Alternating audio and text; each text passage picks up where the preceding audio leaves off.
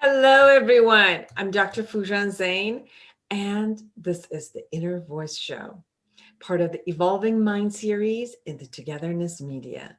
This is a show about what matters most in our life, our minds, our thoughts, feelings, actions, relationships, and our fulfillment in this beautiful journey of life. In this show, I will share the tip of the week with you about declaring the best of you. I will actually share the what I had gone through this year and what my declarations are for next year, and I want to hear about yours. And I will share the latest research about 6 ways, what the scientists say, 6 ways to reboot your brain after a hard year of COVID-19. And then I'll bring you Peter Ruppert. He's the founder and CEO of iEducation Group, which operates over 75 Fusion and Future Academies for grades 6 to 10, 6 to 12 actually, in one student, one teacher classroom environments.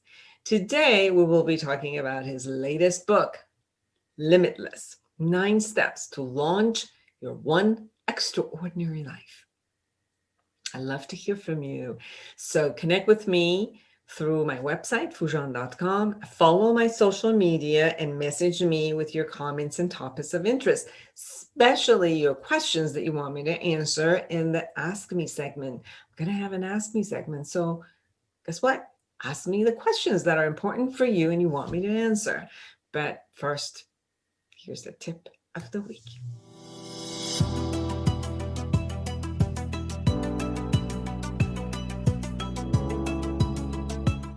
Well, here's the tip of the week. I wish you had an amazing year ahead, filled with love and joy.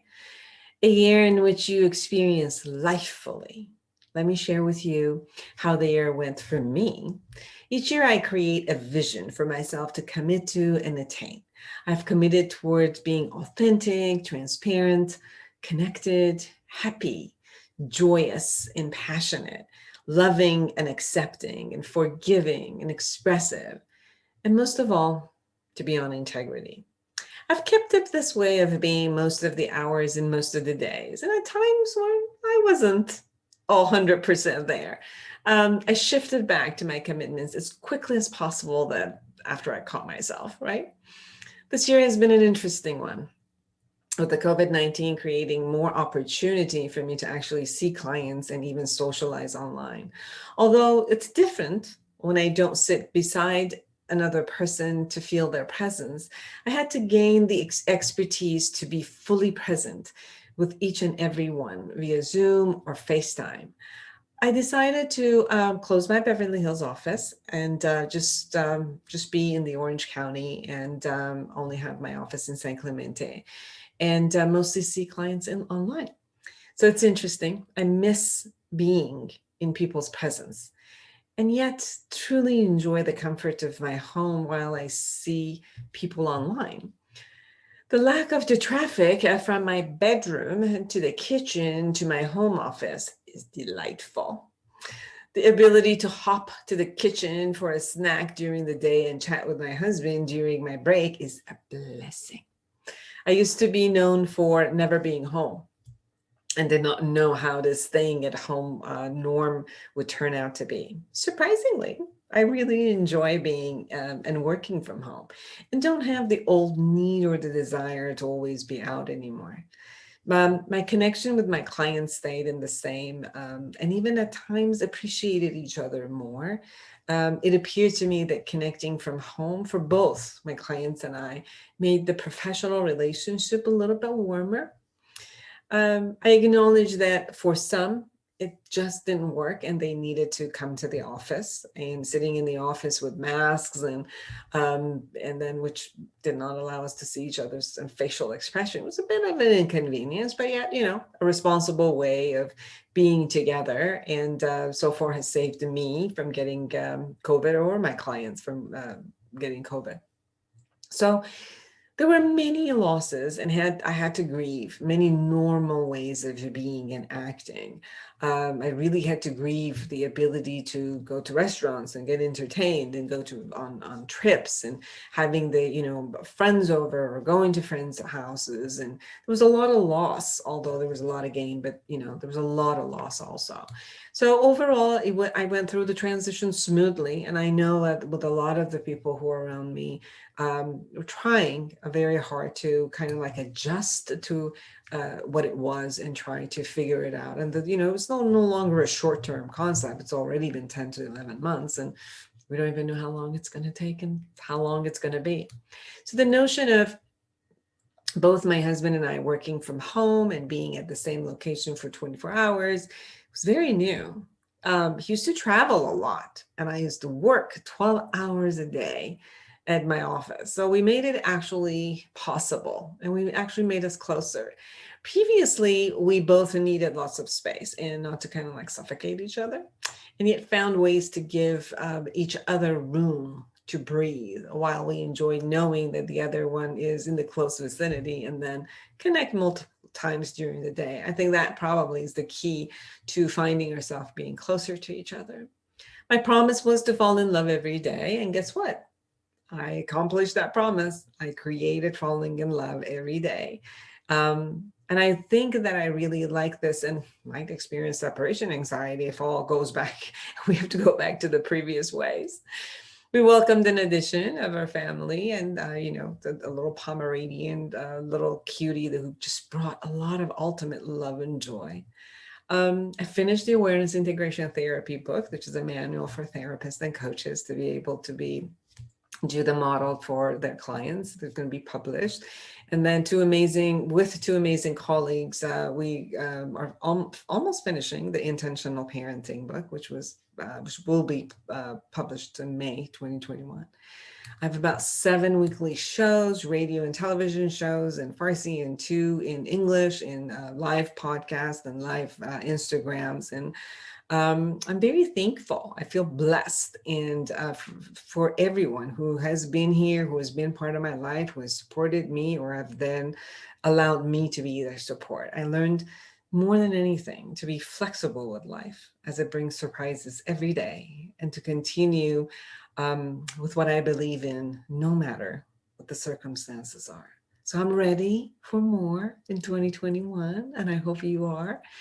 Teaching the awareness integration model in hopefully Cal State Long Beach, conducting multiple research with children, childcare, schools, and family therapies, and the creation of an app for the awareness integration model so everybody can access it through their phone, and facilitating online workshops and for public, and then courses for therapists. I'm on a roll, I'm telling you, and I'm excited.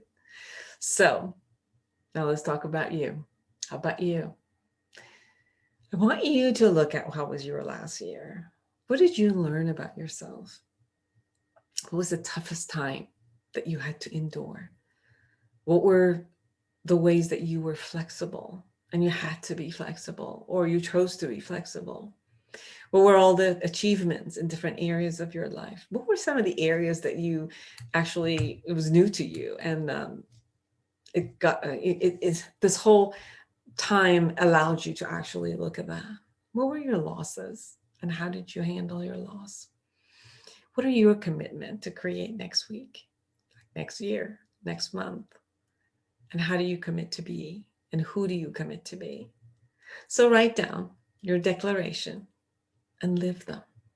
Be the one that you have always dreamed of being, and wishing you to be an act the best of you effortlessly, and inspire the best of everyone around you.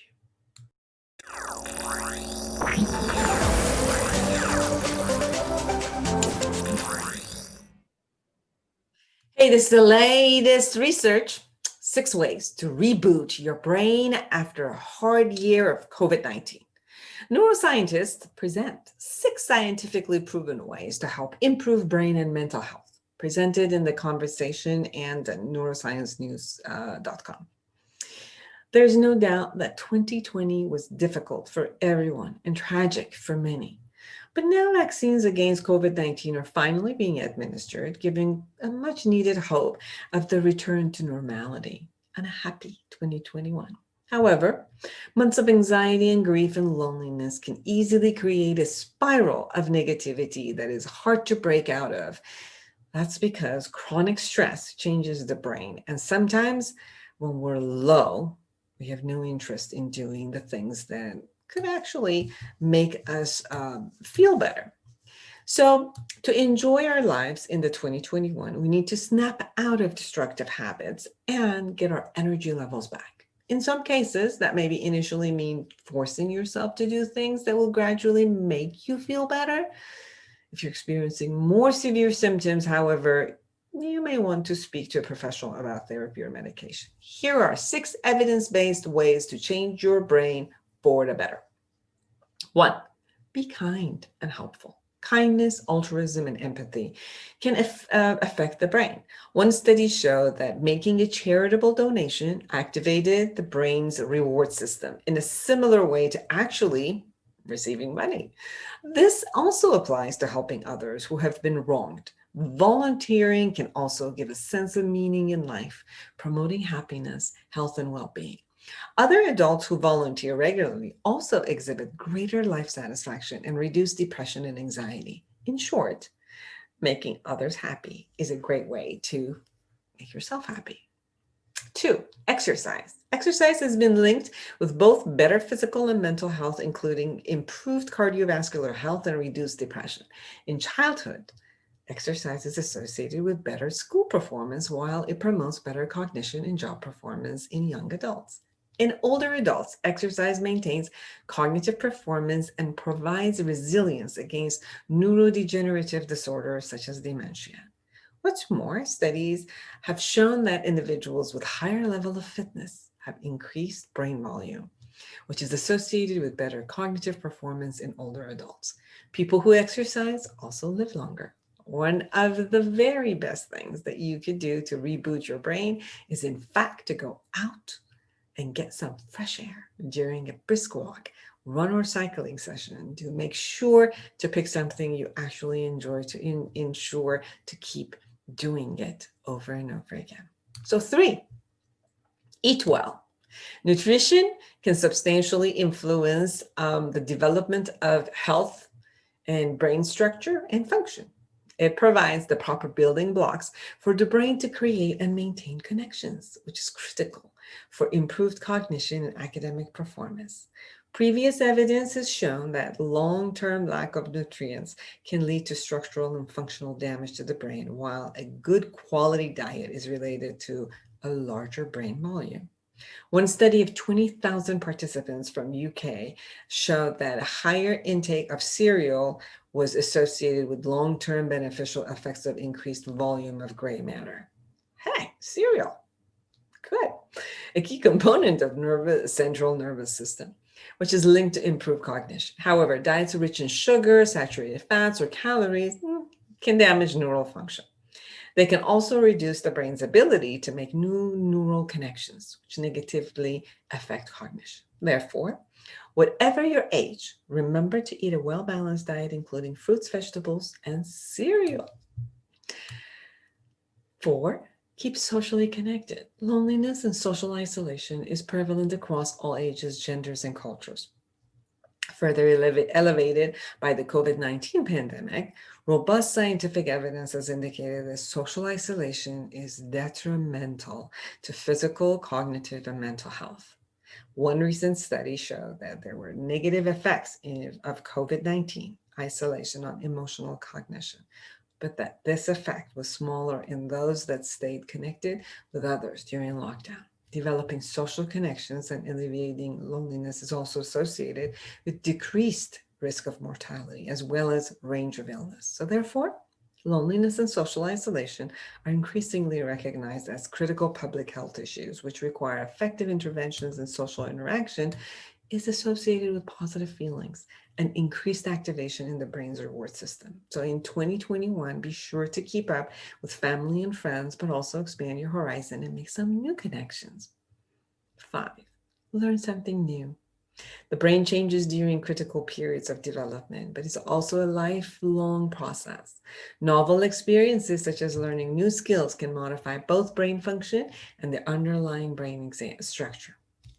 For example, juggling has been shown to increase white matter, tissue composed of nerve fibers, structures in the brain associated with visuomotor performance. Similarly, musicians have been shown to have increased gray matter in the parts of the brain that process auditory information. Learning a new language also change the structure of human brain. So, a larger view of the literature suggests that mentally stimulating leisure activities increase brain reserve, which can instill resilience and be protective of cognitive decline in older adults, be it chess or cognitive games. And the sixth one, and the most important one, sleep properly. Sleep is an essential component of human life, yet many people do not understand the relationship between good brain health and the process of sleeping. During sleep, the brain reorganizes and recharges itself and removes toxic waste byproducts, which helps to maintain normal brain functioning. Sleep is very important for transforming experiences into our long-term memory, maintaining cognitive and emotional function, and reducing mental fatigue. Studies of sleep deprivation have demonstrated deficits in memory and attention, as well as changes in the reward system, which often disrupts emotional functioning. Sleep also exerts a strong regulatory influence on the immune system. If you have the optimal quantity and quality of sleep, you will find that you have more energy, better well-being, and are able to develop your creativity and thinking. So, Happy New Year, and let's make the most of ourselves in 2021 and help others do the same.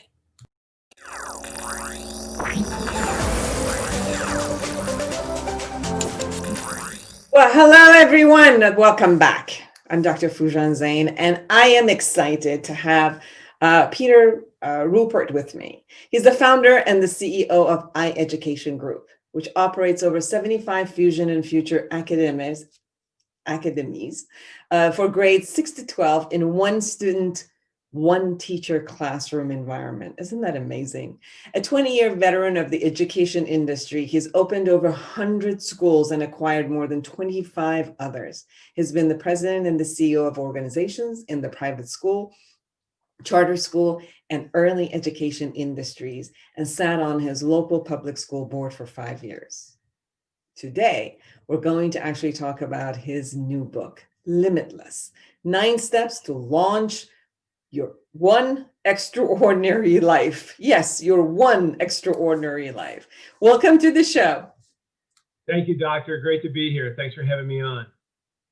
I went through your book, and first of all, I just want to say that I was really excited about hearing your school. So if you don't mind, I really want our audience to know about your school first, because I think it's fantastic for people to have the ability, especially for the ones who can't adjust to the system that's out there for their school. But we've seen more than the past 10 months or 11 months because of the COVID, how much this concept of online school, how much this concept of one-on-one, connection that a teacher and a student can have is so important. So can you talk a little bit about that before we get to your book, Limitless? Sure, absolutely. So our company is called Fusion Education Group, and we have, as you mentioned earlier, a little over 75 schools, physical schools across the country under the Fusion Academy umbrella or the Futures Academy umbrella, including many, many in the California area. And we also recently launched, right before COVID was coming on board, we were fortunate in our timing, a virtual school. And so now we're providing one-on-one education where our teachers can really be not just educators, but mentors as much as they can be teachers. And it helps us reach students who have struggled for lots of different reasons. But oftentimes, as we all know, there are social or emotional challenges that students are facing that end up impacting their ability to be successful academically. And so both our physical schools and our virtual schools are set up in a way that it's a one-to-one environment where every class is taught one teacher, one student. Now you have different teachers for each subject. You might have a history teacher and a math teacher, etc. But it's all about that complete customization of the educational experience where teachers can, like I said, be mentors for the students as much as they can be educators, so that they really can reach these students in 6th through 12th grade and deliver life-changing results in many cases.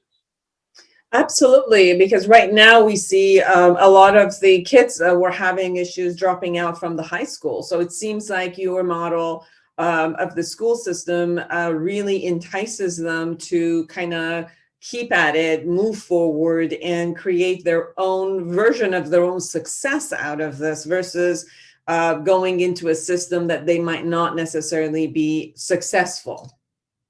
No doubt. And that's the beauty of the customization we can provide, because so often students feel like they're just a cog in the wheel and they don't really understand what it all means and how all these different subjects kind of tie together. But when our teachers have that chance to be working with a student one-to-one, they can customize the particular subjects, oftentimes around the passions and interests of a student, and help bring subjects like science and math to life when it relates closely to some of their hobbies and interests. And we've seen that's just a powerful recipe to really get students engaged, get them back on track, and with the mentoring on top of it, just enable them to really have much better success.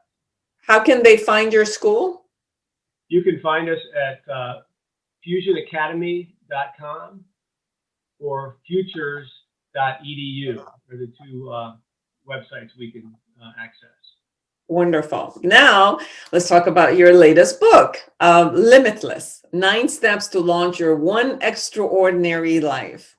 So you start with the most important aspect, which I know as a therapist, which is winning the battle in your head. You talk about reframing the negative to the positive and toward a growth mindset. You share about choosing positivity, and then you go through systematic, step by step, which I really like. Your book is great in a way that people can, it's simply written specifically, and then gives you a list, and then gives you a homework, and gives you, you also share about you and your ups and downs and how you could have looked at it. And then, you know, depending on how you would perceive it and put a meaning toward it, it would either, you know, kind of like put you down or move you forward. Can you share a bit about that, please? Yeah, absolutely. Well, my objective in writing the book was thinking back to when I was in my 20s and 30s and quote unquote trying to figure it all out. And so many younger folks today are in that same situation. And for me, I would often look at a successful person and say, oh my gosh, well, that person has always been successful. They never had the challenges that I face or others have faced. And that's why they sit in that chair. But as I researched successful people for my own benefit early on, I started to realize these common themes that seem to coincide with each one of these successful people I was studying. And so I tried to then take that, I used it as a inspirational piece for me, where I jotted down these 9 steps and put it in my briefcase and used it as a constant reminder in my career as I charged ahead to try and get to the next level of success. And that so benefited me. I then printed it out and called it Traits of a Champion and stuck it on my kids' bathroom mirror when they got into middle school, and thinking that they'd much rather read it than hear it from their old man. And it was helpful for them as well. And I've gotten so many encouraging comments from folks to turn it into a book. And that began the process years ago. But the whole idea was there's enough 350-page self-help books out there. I wanted to make it crisp. I wanted to make it powerful. I wanted to bring stories to life. And I wanted to create a lot more places that people can go to get more research from the true experts on each one of these steps. And all in all, it's less than 150 pages, but yet hard-hitting, and it's a document that people can refer back to time and time again as they get stuck or as they're trying to figure out their own path. Absolutely. It certainly is crisp and to the point. It's lean, but it's got good protein. Like, that's what it is. It's lean, but and really has high level of nutrition in it. We talk about choosing positivity, listing positive thoughts, learning the art of reframing, and you even bring examples of that. Realizing, this one I love, is realizing that you're not alone, because sometimes this illusion that we're alone and this is only happening to me and poor me, and the victimization really gets us and holds us back. You talk about not letting the past define us, and then this other one that I really loved was dwelling on your daily activities, because sometimes when we, throughout the day, at the end of the night, when we're looking at it, we sometimes, our brain goes into, oh, this didn't work out, or I shouldn't have that, or this person did this to me, or I don't like this.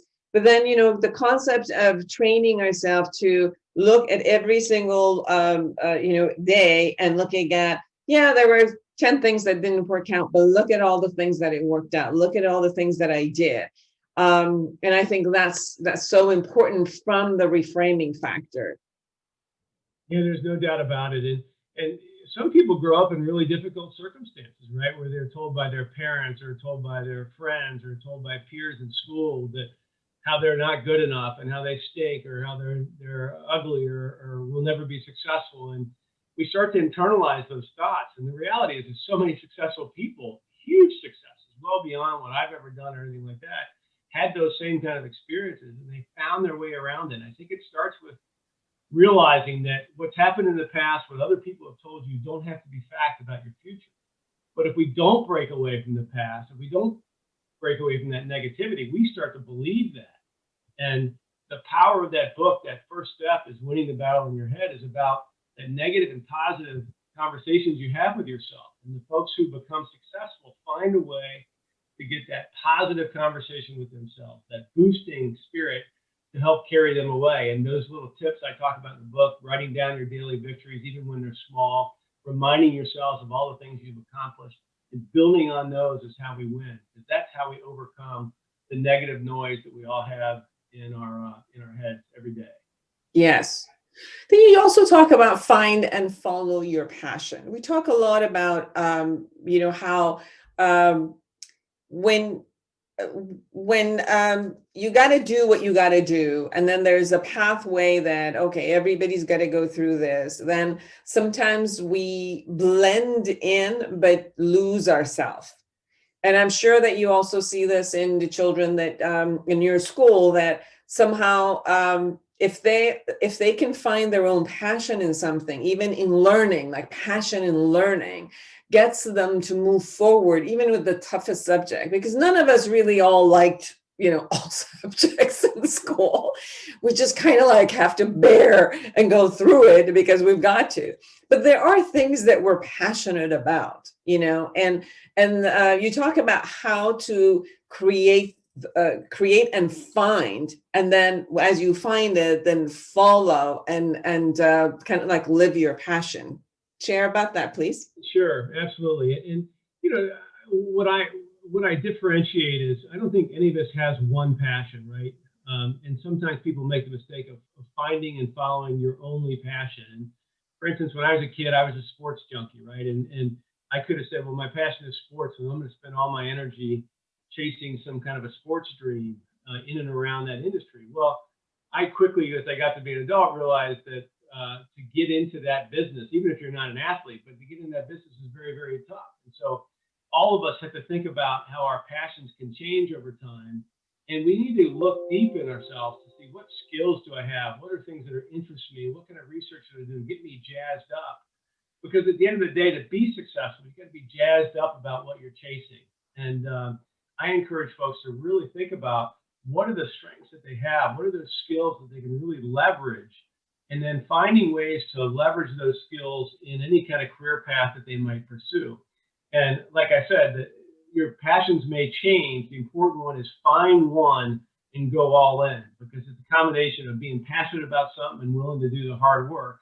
And the passion is nothing but the gasoline that fuels the hard work to help you ultimately achieve your dreams. But you also say clarity starts with taking action and not just thinking about it. And it is so true, because sometimes when we have a clear vision, like whether it's the passion or is the goal or the vision that we have, yes, that's important to create the clarity there. But many times when we actually try to put that vision into work and take the action on it, then we see there's so many other aspects of it which we haven't really cleared. I know for, I do a lot of international speaking and, in conferences, and as long as it's only in my head, it sounds so good. And then the minute I start practicing and I start talking, I'm like, oh, what did I just say? Because what is in our thoughts and action coming out and actually doing something makes it into a concrete level that you can observe and you can adjust and you can evaluate versus only being as a thinking process.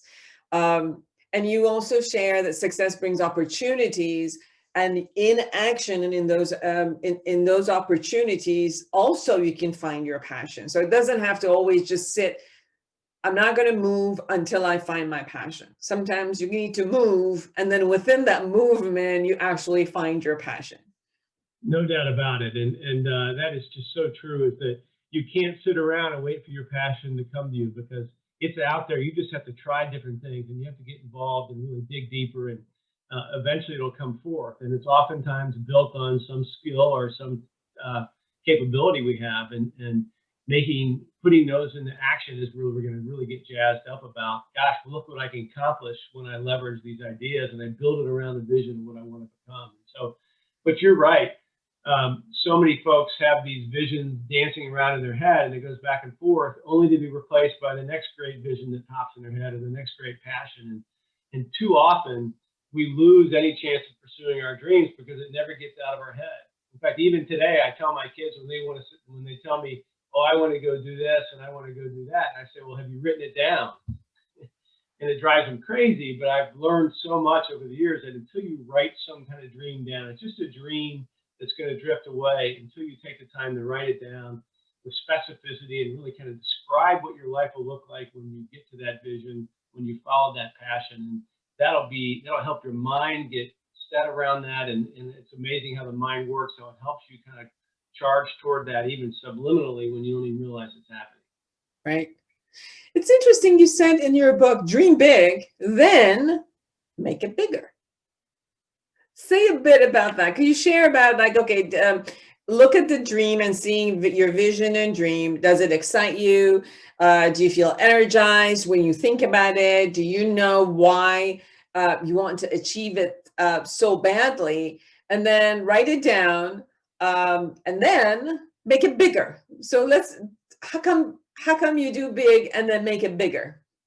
Well, my whole point on that is I believe that we're all kind of limited by our intuitive sense, the paradigm we live in about what is possible in our day-to-day lives. And so I challenge people, and I challenge you in the book, is that what we think about is big today might be a step up, might be a major movement forward, but is it really as much as we have the capabilities to do? And we all underestimate our capabilities of what we can possibly do on this earth. We all have different, unique, but equally powerful gifts that we were born with. And so I encourage folks to get past that intuitive fence, if you will, that limits our thinking and our possibilities around what we've been told we can do, what others think are our capabilities, and break through to that. Because those folks who have created amazing successes in any walk of life have found a way to break away from that intuitive fence that held them back. And so that's why dream big, but you could be so much bigger, and you can do so much more than you ever think you can. And so make it bigger and break outside, go outside the realm of what you think is a possibility today. Because in our lives, we have not just 5 or 10, but we have 15, 20, 25 years, depending on how old we are, to really accomplish amazing things.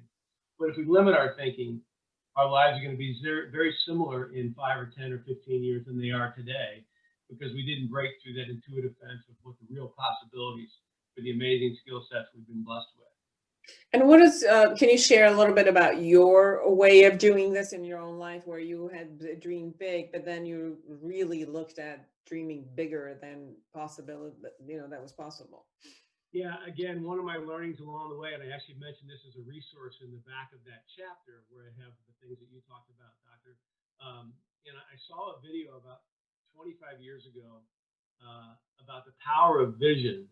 And it's by a gentleman by the name of Joel Barker. If you ever get your hands on that video, you can hear about it. And in that, for the first time in my life, I realized about how important it is and how powerful it is when we start thinking. But he talked about several different companies and several different people who created this vision that was much bigger than wherever they were. And a great example was the Toyota Motor Company. Well, we now know that as one of the biggest, if not the biggest, auto manufacturer in the world.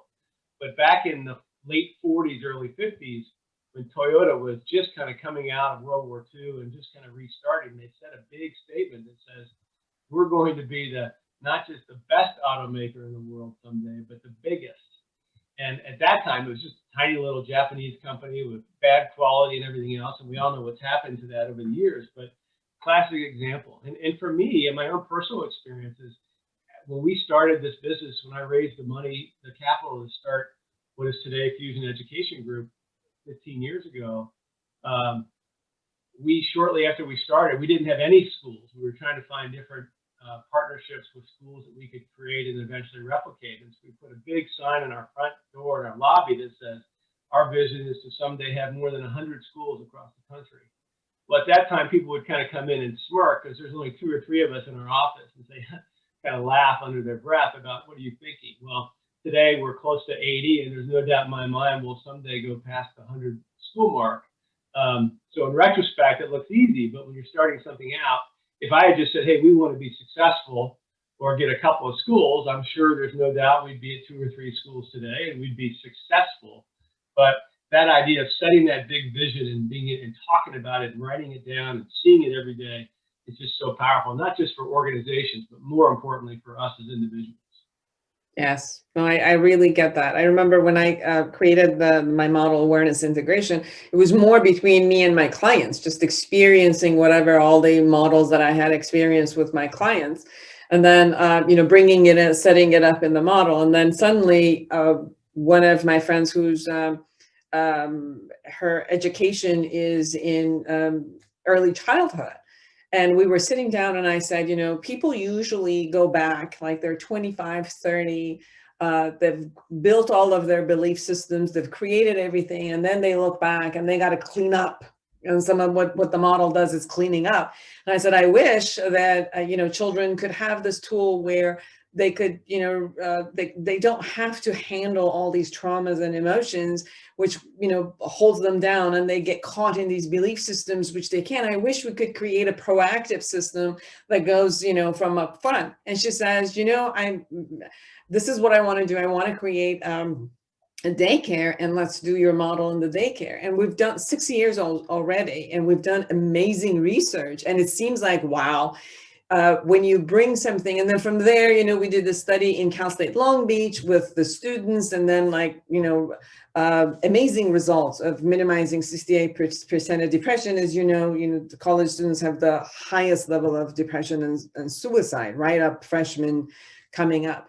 So it was like suddenly, talking to another group took it to a whole different level, which then became an educational model also, not only a psychotherapy model, not a clinical model, but now it's like then the self-help model, then an educational model. So part of what you were saying about dream bigger than what is like you have this idea, and then suddenly it just like, oh, can 7.5 billion people have access to this unique tool just to be able to do that? And then in your book, you say, share your vision with those you trust. And this is something that has happened overly and overly with me, where when it's in my mind, it can only land so far because of my own, limitations. And then when I have shared it, with different people who come up, with a different aspect of it, suddenly it just moves to a whole different layer.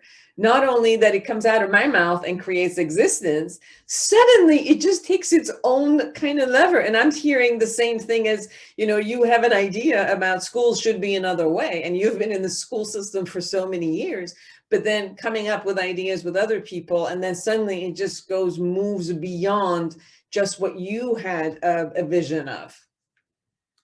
So true. And telling other people about it is oftentimes the first step, because that's when you're totally committed, right? When you're willing to share your dreams or your vision with someone else, that's that first step of saying I'm in, right? Because it's easy to kind of hide behind. It's easy to let it slip away. When it's just in our mind, it's only ourselves who know about it.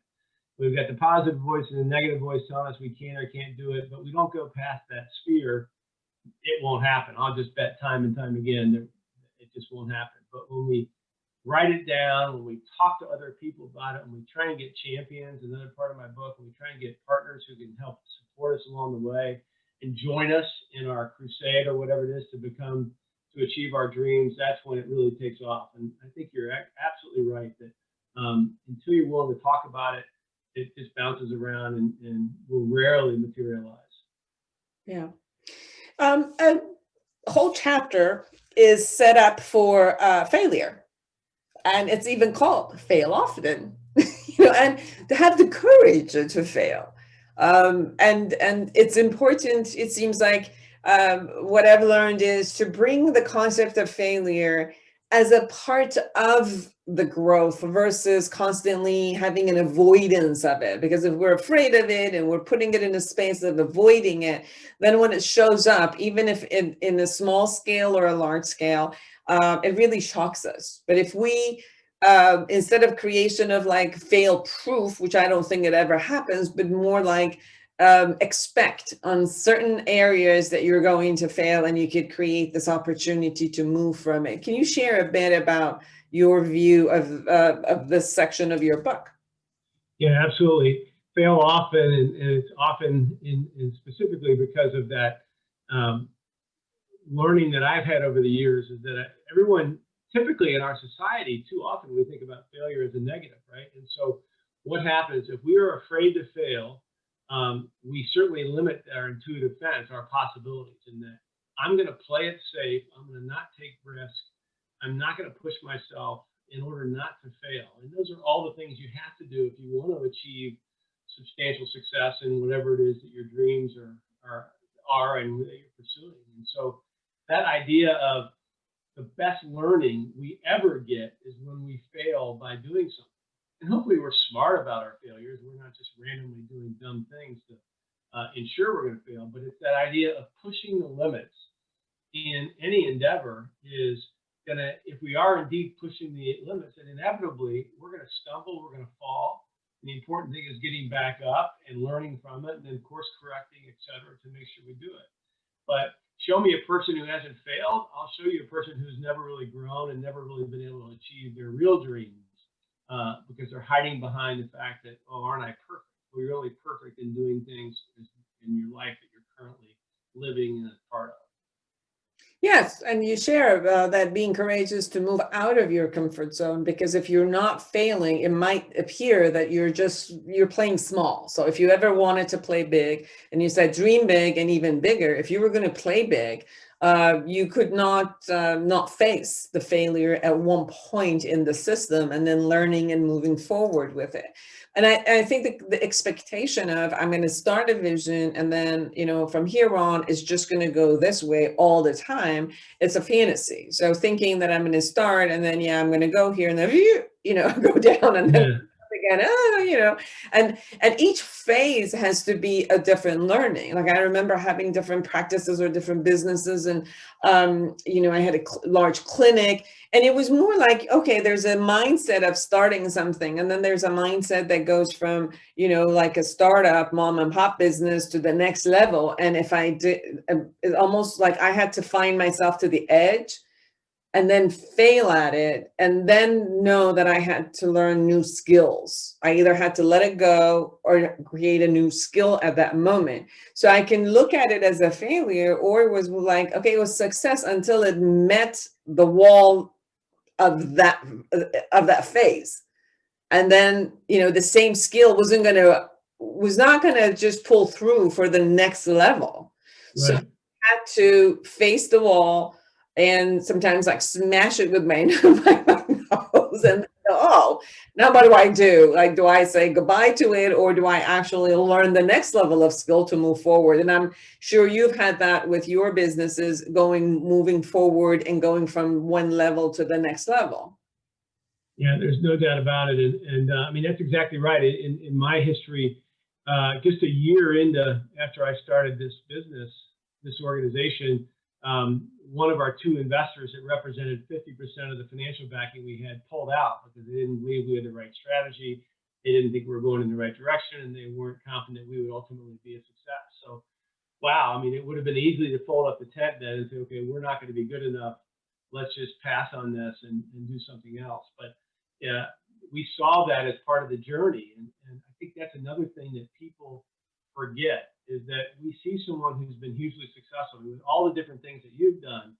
Dr. Zeine, you started as just a normal person way back when, and you've constantly, I'm sure, had a number of failures along the way. But too often we see some successful person and we think, again, oh my gosh, weren't they lucky? Didn't they have all the skills?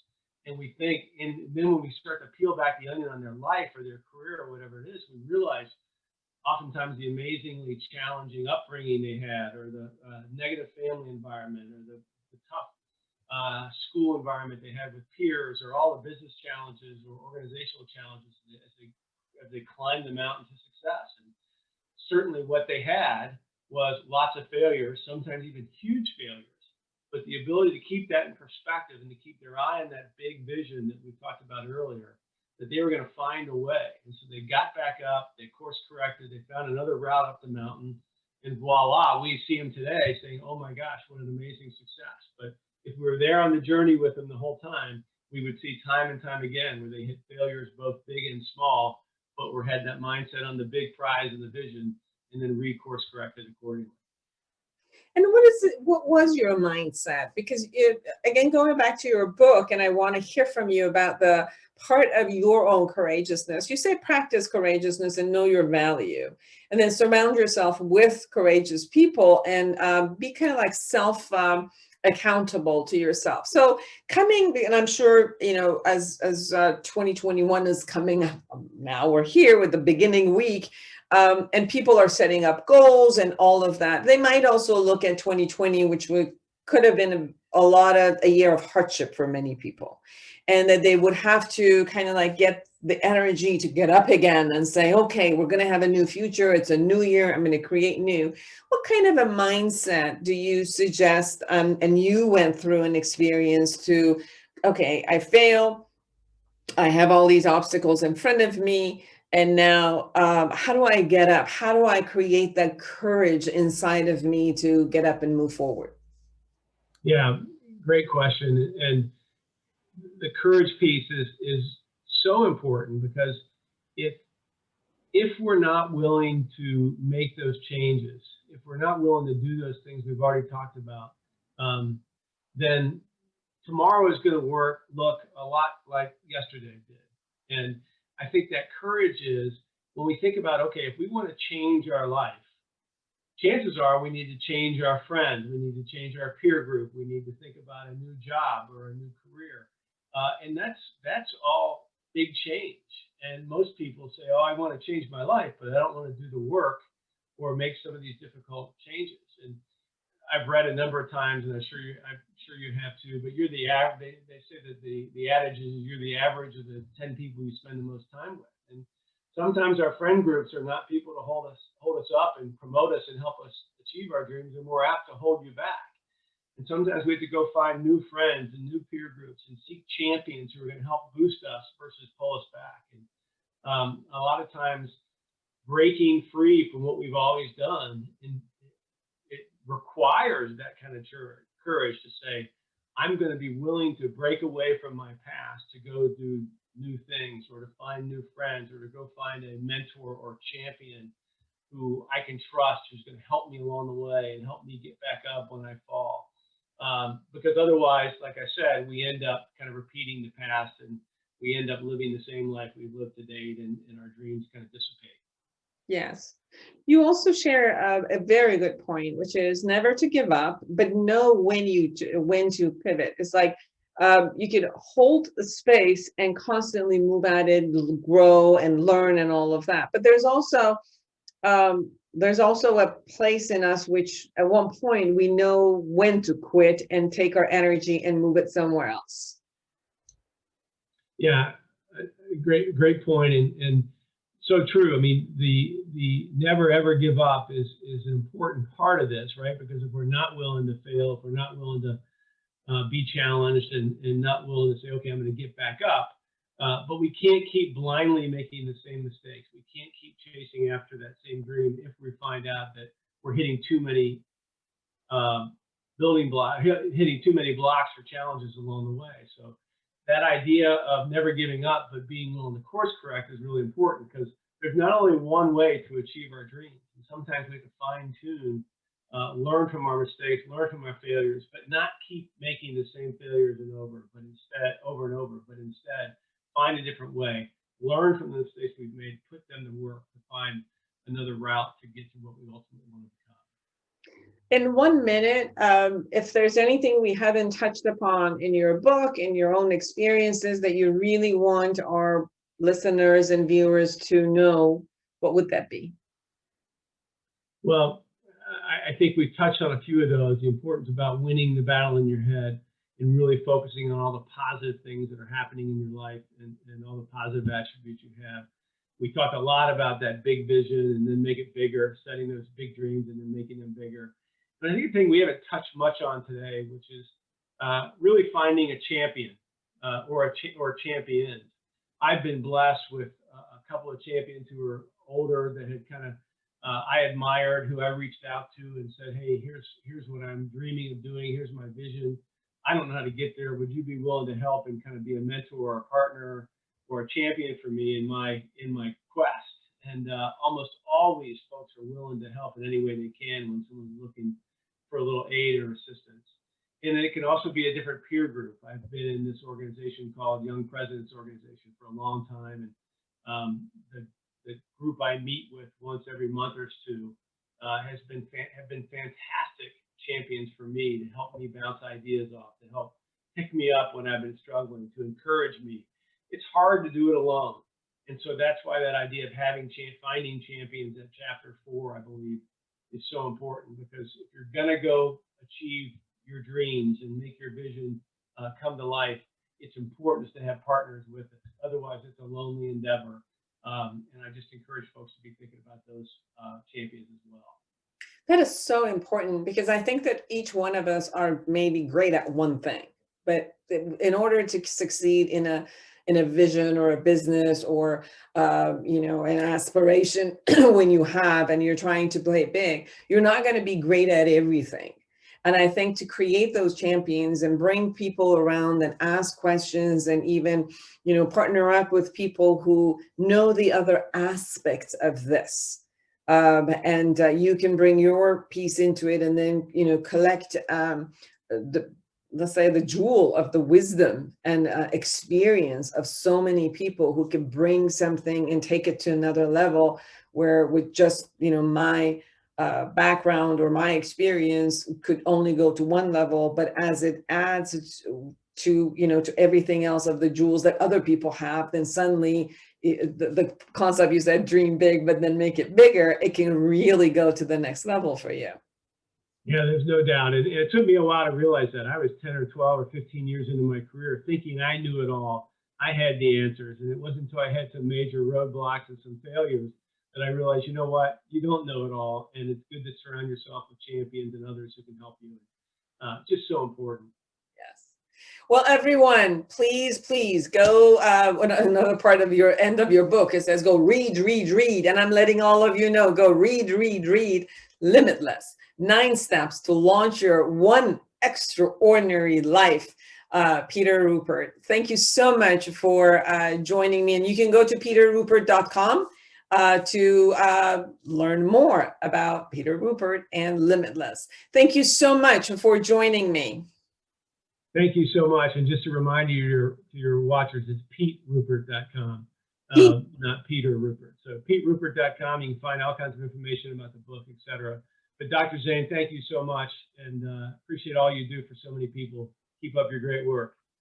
Thank you. And for all of you who are out there, Happy New Year. Create an amazing life for yourself and everyone around you. And until next week, bye-bye.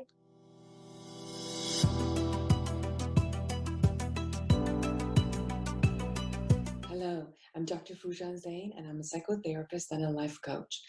If you are experiencing anxiety, depression, loneliness, isolation, fear of what's going on with all that's going on in the globe with the coronavirus, what's going to happen to you if you've lost your job and you have a lot of anxiety and you don't know what's going to happen to you and your family, if your kids are at home and you're not used to it and you have no idea how to handle them, if you're working from home and all the structures have changed and you don't really know how to concentrate and restructure and motivate yourself, I'm here for you. Call me and let's have online therapy for anyone who's in California and online coaching for anyone who's in the world. Go to my website, Foojan.com, Foojan.com, and let me be a support to you through online therapy and coaching. I'll be looking forward to hearing from you and being a support to you.